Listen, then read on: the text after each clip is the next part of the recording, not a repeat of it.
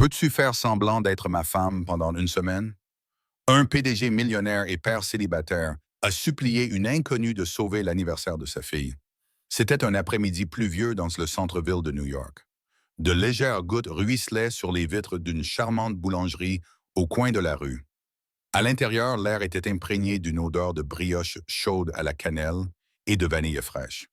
Sienna Blake, une designer indépendante de 25 ans, entra dans la boutique juste avant que la pluie ne commence à tomber. Elle n'avait pas l'intention d'acheter quoi que ce soit.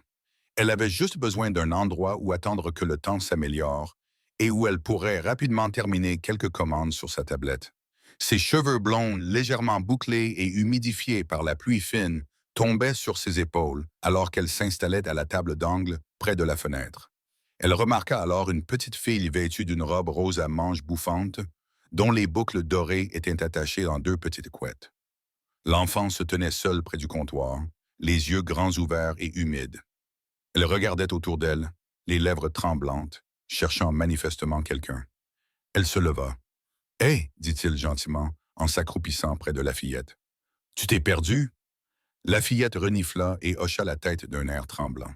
« Mon papa était là tout à l'heure, il m'a dit d'attendre, mais il ne reviendra pas.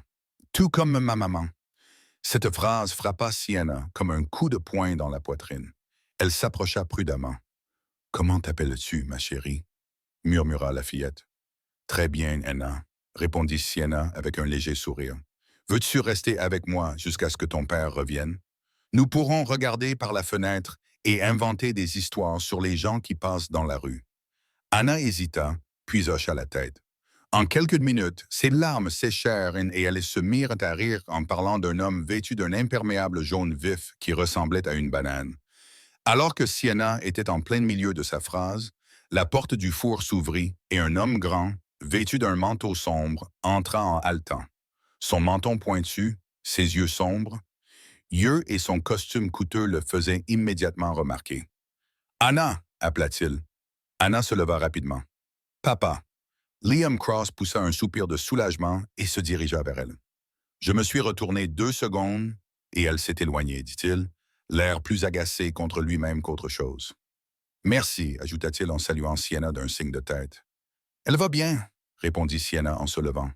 Elle avait juste peur. Liam acquiesça d'un signe de tête raide, prit Anna dans ses bras et sortit aussi vite qu'il était entré. Sans un mot, sans vraiment la regarder dans les yeux. Sienna se rassit, légèrement abasourdie. 3 jours plus tard, on frappa à la porte de son appartement. Elle ouvrit et trouva le même homme, Liam, debout dans le couloir de son immeuble, toujours en costume, tenant un parapluie. Il semblait légèrement déplacé, comme s'il n'avait pas sa place dans cet immeuble ancien aux escaliers grinçants et à l'éclairage jaune et chaleureux. « J'espère que cela ne vous dérange pas, dit-il. Anna n'arrêtait pas de demander de vos nouvelles et je n'ai trouvé aucun moyen de vous contacter. J'ai demandé autour de moi à la boulangerie et l'un des employés m'a parlé de votre carte de visite sur le comptoir. Puis-je entrer? » Sienna cligna des yeux. « Bien sûr. » Il entra. Elle lui indiqua la petite table à manger. « Je vais faire vite, dit Liam en joignant les mains. C'est de l'anniversaire d'Anna la semaine prochaine. Elle ne l'a pas fêté depuis la mort de sa mère. J'ai tout essayé. Des organisateurs de fêtes, des psychologues pour enfants, même des acteurs. » Sienna fronça les sourcils. « Des acteurs? Elle refuse de fêter son anniversaire si sa mère n'est pas là. Elle insiste sur le fait que la seule personne en qui elle a confiance, c'est vous. » Il fit une pause. « Elle pense que vous êtes sa mère. » Sienna pâlit. « Quoi? Elle me le dit. » Il continua.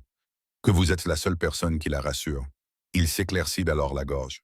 « J'ai besoin que tu fasses semblant d'être ma femme pendant une semaine, pour Anna. » Elle le regarda, stupéfaite. « Tu veux que je fasse semblant d'être ta femme pour une enfant de 50 ans? » Liam ne broncha pas. « Oui. » Sienna se leva et fit les 100 pas. « C'est fou, tu ne me connais pas, je ne te connais pas, et cette petite fille ne demande que toi. » Cela l'arrêta. Sienna secoua la tête. « Je suis désolé, je ne peux pas faire ça. » Mais alors qu'elle ouvrait la porte pour le laisser partir, la voix d'Anna résonna dans son esprit. « Tout comme maman. » Puis Liam dit doucement. « Elle n'a pas dormi une nuit complète depuis des mois. Ce jour-là, à la boulangerie, elle a dormi tout le long du trajet jusqu'à la maison. » Sienna hésita. Plus tard dans la soirée, elle les retrouva. D'accord, dit-elle en regardant Liam droit dans les yeux. Une semaine, c'est tout. Et personne, ni les voisins, ni les assistants, ni les photographes, ne doit penser que c'est réel. Après ça, nous redeviendrons des étrangers. Compris? Liam acquiesça. Compris. Mais aucun d'eux ne se rendait compte qu'une semaine pouvait tout changer. Les grilles en fer forgé du domaine Cross s'ouvrirent lentement lorsque le taxi de Sienna s'engagea dans l'allée circulaire. Le manoir devant elle ressemblait davantage à un hôtel de luxe qu'à une maison. Élégant, froid et brillant sous le soleil de l'après-midi. Malgré toute sa beauté, il ne dégageait aucune chaleur. Elle sortit avec son sac de week-end, nerveuse. Avant qu'elle n'ait pu frapper, la porte s'ouvrit brusquement. Maman. Anna courut vers elle dans sa robe rose, ses nattes rebondissant, et se jeta dans les bras de Sienna. Sienna s'accroupit et la serra fort dans ses bras. « Bonjour, ma chérie », dit-elle doucement, s'habituant encore à être appelée ainsi. Liam la suivait, le visage impassible. « Elle a compté les heures, dit-il. »« Je vois, » répondit Sienna en repoussant les boucles d'Anna. À l'intérieur, la maison était impeccable. Sols en marbre, haut plafond, lustres en cristal, magnifique mais silencieuse, sans vie. « Par ici, » dit Liam en la guidant devant une femme de ménage et un majordome intrigué. « J'ai dit au personnel que vous étiez de retour d'Europe. Ils ont été briefés. »« Briefés ?» répéta-t-elle avec un sourire en coin, comme si elle était en mission. Il esquissa un léger sourire. Alors qu'ils arrivaient dans l'aile réservée aux invités, Rebecca, l'assistante de Liam, vive et perspicace, fit son apparition. « Madame Cross, » dit-elle en lui serrant fermement la main. « Bon retour parmi nous. » Sienna lui serra la main, masquant son malaise face à ce titre. « J'ai préparé les chambres, » continua Rebecca. « Préférez-vous la suite principale avec Monsieur Cross ou une chambre séparée? » Le silence se prolongea. Sienna ouvrit la bouche. Liam s'éclaircit la gorge. « Séparé, c'est très bien. Très bien, » répondit Rebecca avec douceur, bien que Sienna perçût une lueur de suspicion.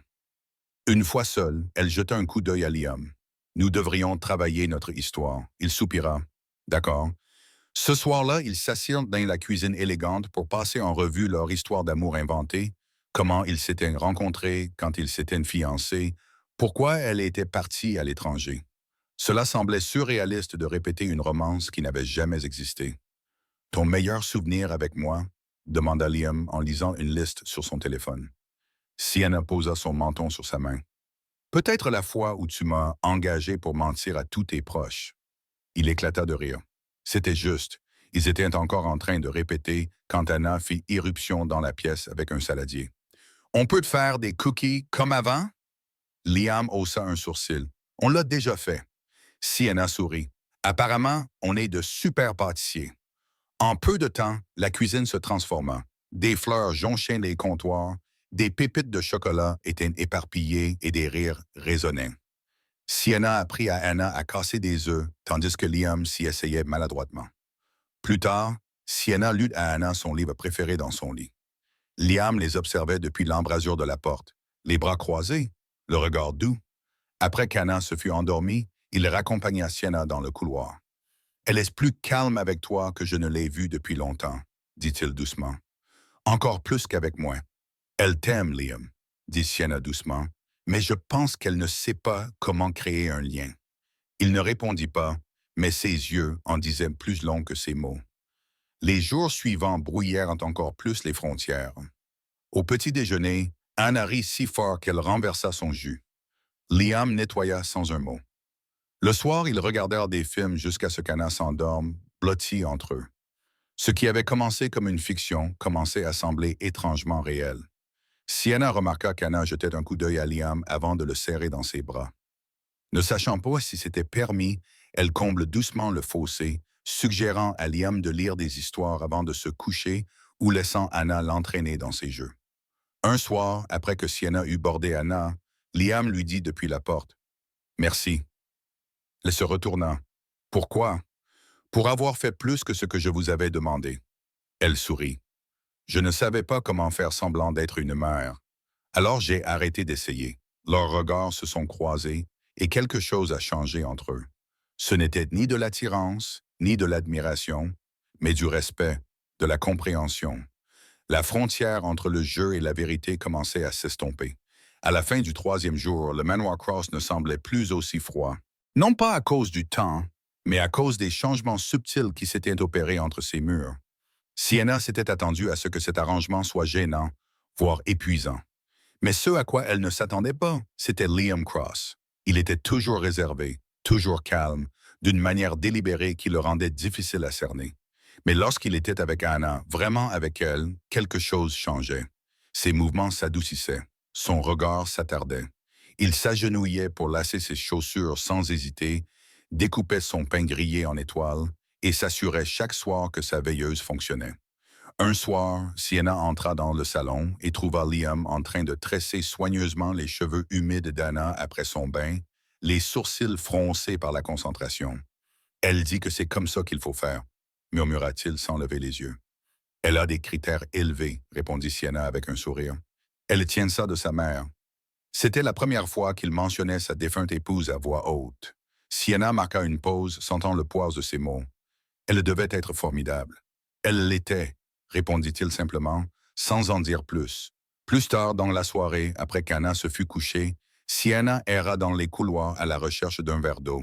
Elle suivit le faible son d'une musique douce et mélancolique qui provenait du salon. Elle s'arrêta à l'embrasure de la porte. Liam était assis au piano à queue, lui tournant le dos, ses doigts glissant sans effort sur les touches. La mélodie était envoûtante, magnifique, quelque chose de classique, mais avec une touche personnelle. Du regret, de la nostalgie, des souvenirs. Il jouait les yeux fermés, complètement inconscient de sa présence. Sienna entra silencieusement dans la pièce et s'enfonça dans un fauteuil dans le coin, le souffle coupé. Lorsque la dernière note s'évanouit, Liam resta immobile pendant un long moment. Puis il parla sans se retourner. « Vous jouez » demanda-t-il. « Pas comme ça » répondit-elle doucement. « Je ne savais pas que tu savais jouer. C'était de ma vie autrefois, dit-il. Avant que je devienne ce que je suis, attendit-elle. Ma femme disait que j'étais une personne différente quand je jouais. Plus douce. C'est peut-être pour ça que j'ai arrêté. Tu n'as pas perdu cette douceur, dit Sienna avant de pouvoir s'en empêcher. Liam se retourna, croisant enfin son regard. Tu le vois, demanda-t-il comme s'il n'y croyait pas. Oui. Un silence s'installa entre eux, pas pesant mais chargé. Puis il se leva, s'approcha et s'appuya sur le dossier de la chaise en face d'elle. Si c'était réel, dit-il soudainement. Si tout cela n'était pas juste un arrangement, qu'en penserais-tu? Sienna cligna des yeux. Quoi? Si nous ne faisions pas semblant, si tu étais vraiment ma femme, la mère d'Anna, elle ouvrit la bouche, mais aucun mot ne sortit. Son cœur battait à tout rompre contre ses côtes. La question ne faisait pas partie du scénario. Elle ne faisait pas partie du marché. Elle commença à parler, puis détourna le regard. Je dirais que nous nous éloignons du sujet. Liam rit doucement, mais il y avait de la tristesse dans son rire. Je suis désolé, dit-il. C'est juste que parfois, ça semble trop facile. Sienna se leva doucement. C'est dangereux, Liam, il acquiesça. Je sais. Elle passa devant lui pour se diriger vers le couloir, ayant besoin d'espace, d'y voir plus clair. Mais juste avant de tourner au coin, elle jeta un coup d'œil en arrière. Il n'avait pas bougé. Cette nuit-là, Sienna resta éveillée dans la suite d'invités, fixant le plafond. Les doux ronflements d'Anna résonnaient faiblement dans le babyphone à côté d'elle. Elle repensa à la musique, à la question, au regard que Liam lui avait lancé, non pas comme un homme qui joue un rôle, mais comme un homme qui se demande si quelque chose qu'il a perdu il y a longtemps pourrait un jour revenir. Elle s'était promis que cela resterait fictif, mais son cœur ne suivait plus les règles. À la fin de la semaine, Sienna n'était plus seulement la femme qui prétendait être l'épouse de Liam Cross. Pas aux yeux des voisins, pas aux yeux de la communauté scolaire, et surtout pas aux yeux d'une fillette de 5 ans qui disait désormais à tout le monde « Ma maman est revenue d'Europe ». Et curieusement, même pas aux yeux de Sienna elle-même. Chaque jour, le jeu devenait plus flou, plus doux, moins artificiel, plus réel. Elle se réveillait plus tôt juste pour aider Anna à préparer le petit déjeuner. Elle restait plus tard après l'heure du coucher, sirotant du thé dans la cuisine pendant que Liam travaillait à proximité dans un silence qui ne semblait plus gênant. Un soir, ils se sont retrouvés à cuisiner ensemble sans s'être concertés. Liam coupait les légumes tandis que Sienna remuait la sauce, leurs mouvements s'enchaînant comme s'ils l'avaient fait 100 fois. Anna dansait entre eux, virevoltant dans sa robe rose, déclarant que c'était un dîner en famille. Cela aurait dû ressembler à une mise en scène, mais ce n'était pas le cas. Le soir, ils ont discuté, vraiment discuté de leur enfance, de leur peur, des choses qu'ils aimaient avant que le monde ne devienne bruyant et difficile. Liam lui a parlé de la musique qu'il composait autrefois. Sienna lui a raconté comment sa mère était partie quand elle avait 12 ans et comment le design lui avait donné un sentiment de contrôle alors que rien d'autre n'avait de sens. Tu rends tout gérable, lui avait-il dit doucement un soir. Et tu me surprends, avait-elle répondu. Aucun d'eux n'avait précisé ce que cela signifiait vraiment. Puis vint la collecte de fonds caritative, un événement scolaire organisé dans le jardin communautaire afin de récolter des fonds pour acheter du matériel artistique. Les parents s'étaient mis sur leur 31. Les tables étaient éclairées par des guirlandes lumineuses. Les enfants vendaient des biscuits faits maison et des marque-pages. Liam vint chercher Sienna dans le couloir de la chambre et s'arrêta net lorsqu'il la vit vêtue d'une simple robe bordeaux qui soulignait sa taille. Ses cheveux blonds étaient délicatement relevés derrière ses oreilles, quelques boucles éparses effleurant ses épaules. Tu es magnifique, dit-il avant de se reprendre. Je veux dire, tu es convaincante en tant que ma femme. Elle haussa un sourcil, amusé. Bien joué. Il lui offrit son bras.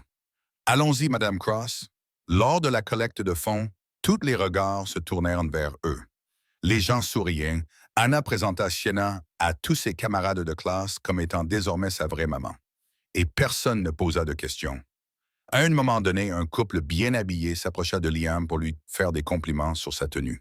Très élégant, dit l'homme. C'est ma femme qui l'a choisi, répondit Liam avec aisance, en jetant un coup d'œil à Sienna. Elle a toujours meilleur goût. Sienna le regarda juste à temps pour voir le coin de sa bouche se relever dans un sourire discret. Plus tard, alors que la soirée se poursuivait, elle se tenait près d'un parterre de fleurs, regardant Anna jouer avec de la craie sur le trottoir. Liam vint se placer à côté d'elle, les mains dans les poches, observant la même scène. Elle sentit son regard posé sur elle avant même qu'il ne parle. « Quand tu ris comme ça, dit-il doucement, j'en oublie ce qui est réel et ce qui ne l'est pas. » Sienna retint son souffle. Elle ne se tourna pas vers lui. Elle en était incapable. « Ne dis pas ça, murmura-t-elle. « Pourquoi? Parce que c'est censé être un jeu, mais je n'ai plus cette impression, dit-il. Sienna baissa les yeux vers la bague à sa main gauche, un accessoire que l'assistant de Liam avait choisi, destiné uniquement à créer l'illusion. Mais elle semblait être à sa place. « Je te l'ai dit dès le début, dit-elle. Une semaine seulement. » « Je sais. » Silence. Mais dans ce moment de calme, alors que le soleil se couchait derrière les arbres et que des rires résonnaient au loin, aucun des deux ne bougea. Ils ne se tinrent pas la main, ne s'embrassèrent pas, ne se déclarèrent pas leur amour. Mais quelque chose avait changé. Une ligne invisible avait été franchie et laissée derrière eux. Ce qui avait commencé comme une performance devenait une histoire écrite sans scénario, et aucun d'eux ne savait comment cela allait finir. Les fissures ont commencé par un flash, une photo prise accidentellement par un paparazzi qui passait devant la collecte de fonds communautaires. Au premier abord, l'image n'avait rien de remarquable. Liam et Sienna riaient, marchant côte à côte, Anna se balançant entre eux, sa robe rose flottant au vent. Mais le lendemain, les choses ont changé. Un blog People a publié un article intitulé « La nouvelle femme de Liam Cross n'est-elle qu'une illusion bien planifiée ?» Il était rempli de vagues soupçons et de sources anonymes. Mais un détail ressortait. Une image d'un document, flou, mais montrant sans équivoque le vrai nom de famille de Sienna, Blake. Elle avait été prise à son insu. Lorsque Sienna a ouvert son sac pendant l'événement, une partie de sa carte d'identité a été exposée à l'objectif de l'appareil photo. Internet a fait le reste. Dans l'après-midi, les forums étaient inondés de spéculations. Liam Cross avait engagé une femme pour jouer le rôle de sa femme. Certains disaient qu'il s'agissait d'une opération de relations publiques. D'autres pensaient que c'était pour couvrir un scandale secret. Puis, cela est devenu personnel. Une femme nommée Monica Vale, aujourd'hui cadre supérieur en relations publiques dans une entreprise technologique concurrente, a publié une information anonyme à peine voilée sur Sienna. Elle avait brièvement connu Sienna à l'université, juste assez pour rassembler des vérités et les transformer en gros titres. Ce n'est pas de l'amour, c'est un moyen de pression. Elle avait des difficultés financières avant cela. Ce ne serait pas la première fois qu'une jolie fille essaie de gravir les échelons. L'histoire s'est répandue comme une traînée de poudre. Lorsque Sienna a vu son nom en tête des tendances, elle a eu le souffle coupé. Elle se tenait dans le bureau de Liam, son téléphone à la main, incrédule. De l'autre côté de la pièce, Liam lisait la même nouvelle sur son ordinateur portable, la mâchoire serrée, le regard orageux. Sienna fut la première à parler. C'est grave. Ça va affecter Anna, l'entreprise, tout. Liam la regarda. Je peux étouffer l'affaire. J'ai des avocats, des contacts dans les médias. Ça passera. Mais non, dit-elle doucement. Parce que certaines choses semblent vraies. Ce n'est pas le cas. Ça semble vrai, répondit-elle, la voix brisée. Liam, j'ai accepté de faire semblant d'être ta femme. C'est exactement ce que je suis. Et maintenant, le monde entier le sait. Ils ne remarquèrent Anna debout devant la pièce que lorsqu'il était trop tard. La voix de Sienna s'était élevée.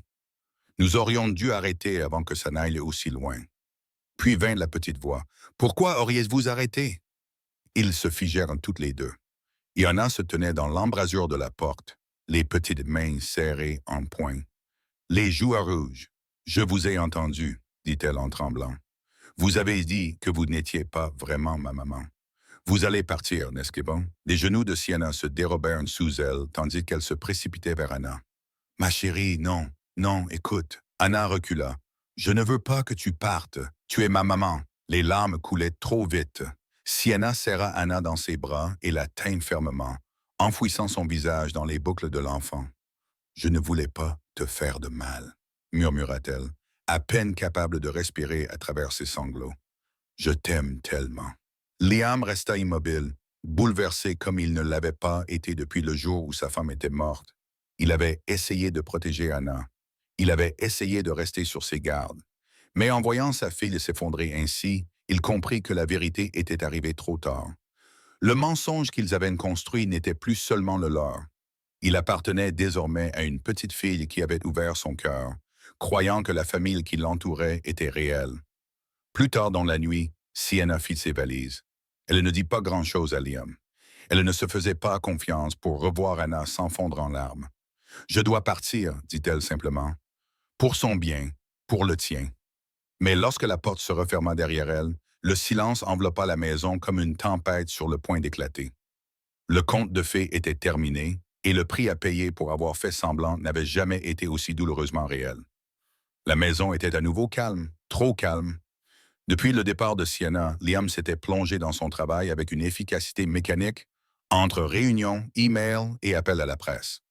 La tempête médiatique autour du scandale de la fausse épouse avait commencé à s'estomper grâce à son équipe juridique et à une déclaration soigneusement rédigée. Mais le silence à l'intérieur de la maison ne s'était pas dissipé. Anna ne courait plus dans les couloirs avec des rubans roses dans les cheveux. Ses dessins ne comportaient plus d'arc-en-ciel ni de bonhommes souriants se tenant la main. Elle posait moins de questions. Elle souriait moins. Et la nuit, elle recommençait à se réveiller. Au début, Liam n'y prêta pas attention. Les cauchemars étaient normaux.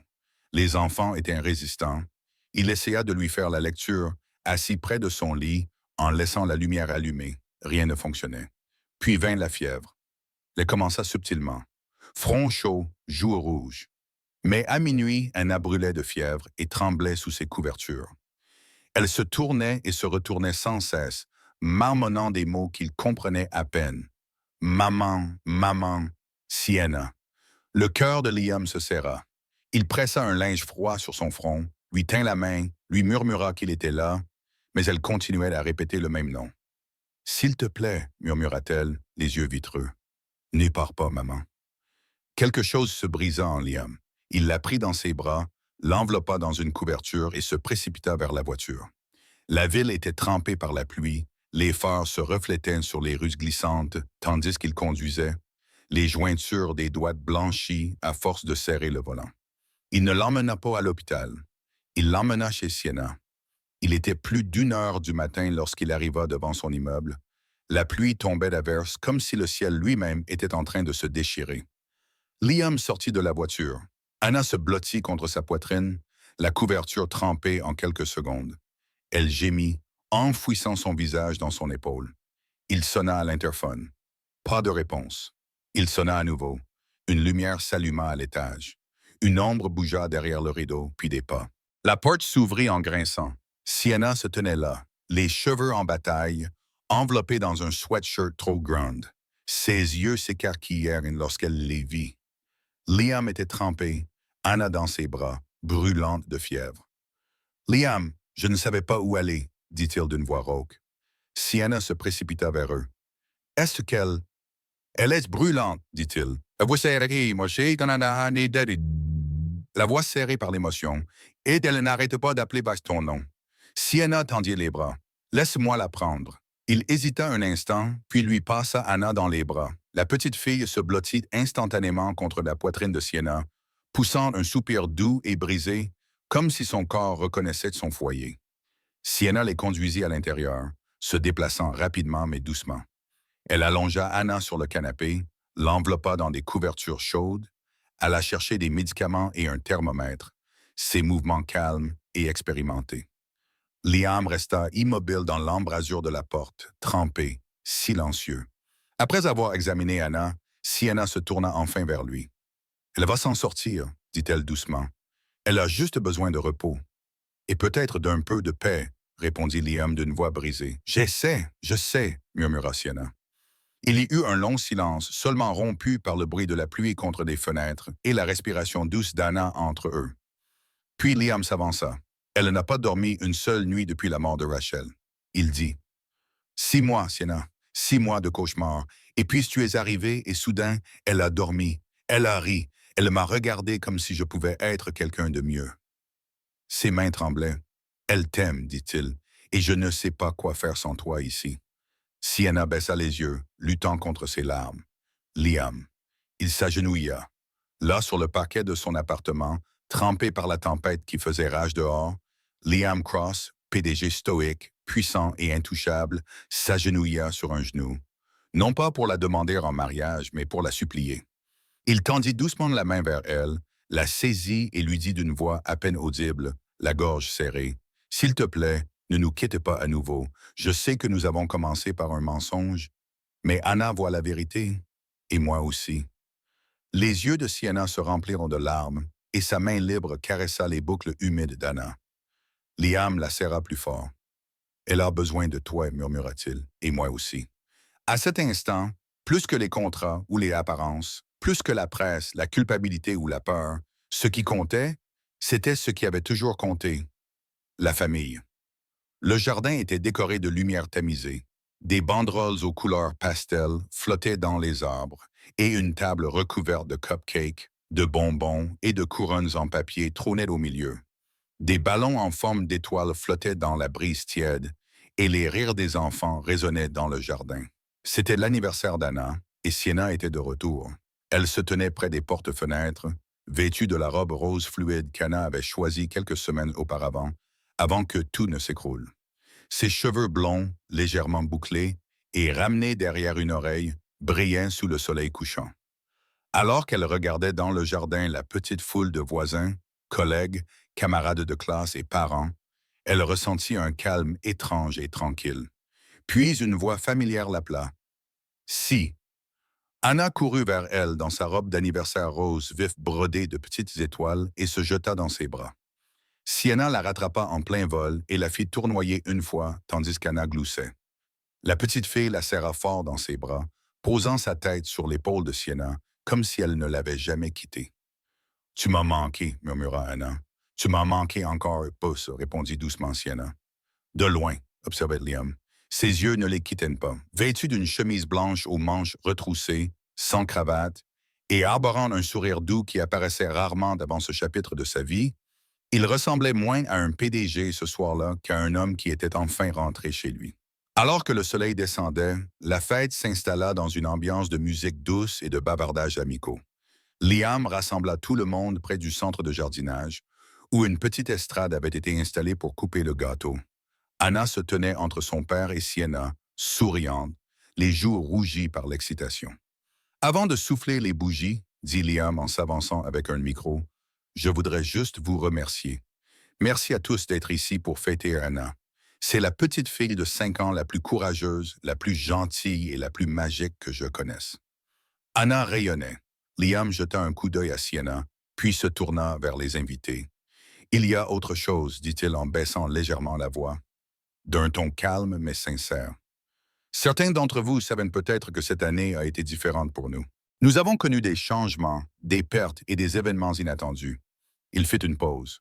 Tout le monde l'écoutait maintenant. Au début de l'année, j'ai demandé une faveur à quelqu'un. Je lui ai demandé de faire semblant de faire partie de quelque chose qui n'était pas réel. Mais ce que personne n'avait prévu, c'est à quel point cela allait devenir réel. Sienna leva les yeux, surprise. Ses mains se figèrent sur les bords du plateau à gâteau. Liam descendit de l'estrade et marcha vers elle.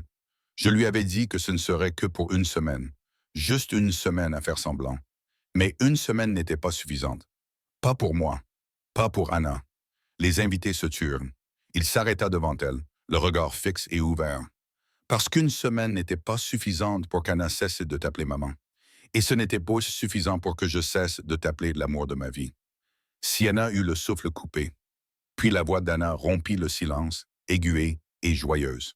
C'est vraiment ma maman maintenant. Des rires parcoururent la foule. Certains invités essuyant leurs larmes, d'autres applaudissaient doucement. Sienna baissa les yeux vers Anna, qui sautillait maintenant de joie. Puis elle regarda Liam. Ses yeux brillaient. « Je n'ai jamais fait semblant, murmura-t-elle. Liam lui prit la main et entrelaça ses doigts avec les siens. Moi non plus. Les bougies furent allumées. Anna ferma les yeux et fit un vœu, même si dans son cœur, elle avait déjà tout ce qu'elle désirait. Alors que la flamme s'éteignait et que des acclamations éclataient, Sienna se pencha et déposa un doux baiser sur la joue de Liam. Et cette fois, personne ne jouait la comédie. Le jardin n'avait jamais été aussi beau. De doux pétales blancs flottaient depuis une arche tissée de lits et de gypsophile. Des rangées de chaises en bois bordaient le chemin, leurs extrémités nouées avec des rubans de soie pâle.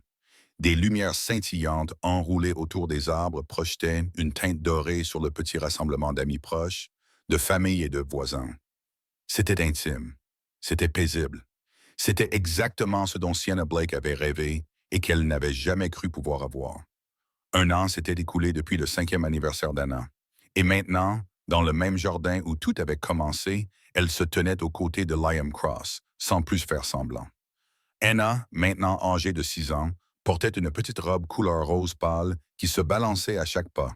Elle avait insisté pour être la demoiselle d'honneur et la fille d'honneur. Avec un panier de pétales dans une main et un sourire fier sur le visage, elle avait sautillé dans l'allée, jetant des fleurs dans toutes les directions, gloussant tandis que les invités riaient doucement. Sienna attendait sous l'arche. Ses cheveux blonds formaient de douces ondulations qui scintillaient à la lumière.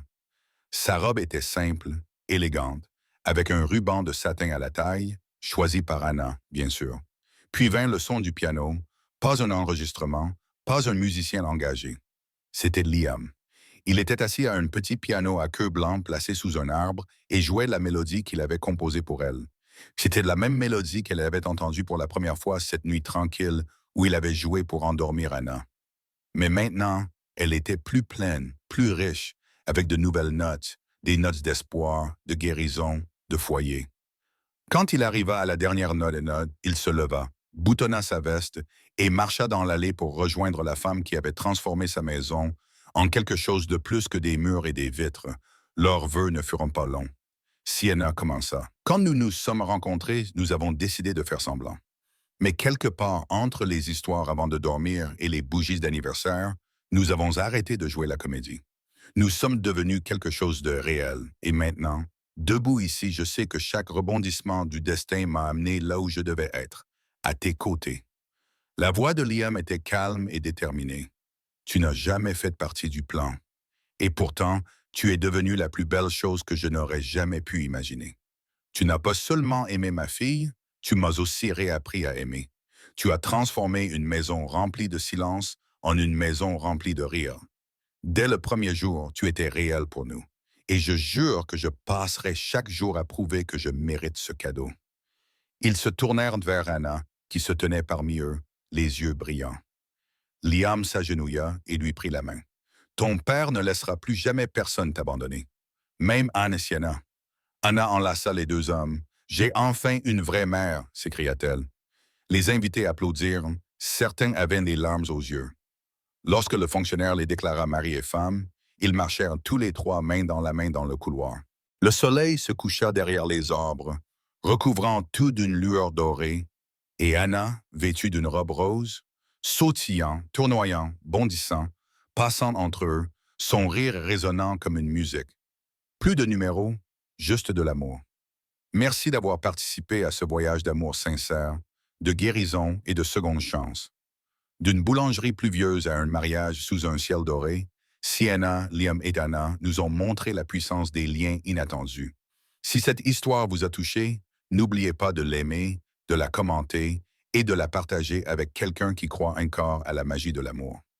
Abonnez-vous à Ruhu Harakete Gesiren Hikayaler et appuyez sur le bouton Hype pour soutenir des histoires plus émouvantes et plus significatives. D'ici là, aimez profondément, gardez toujours espoir et ne cessez jamais de croire aux secondes chances. Des histoires qui inspirent l'âme, des histoires qui guérissent, des histoires qui marquent.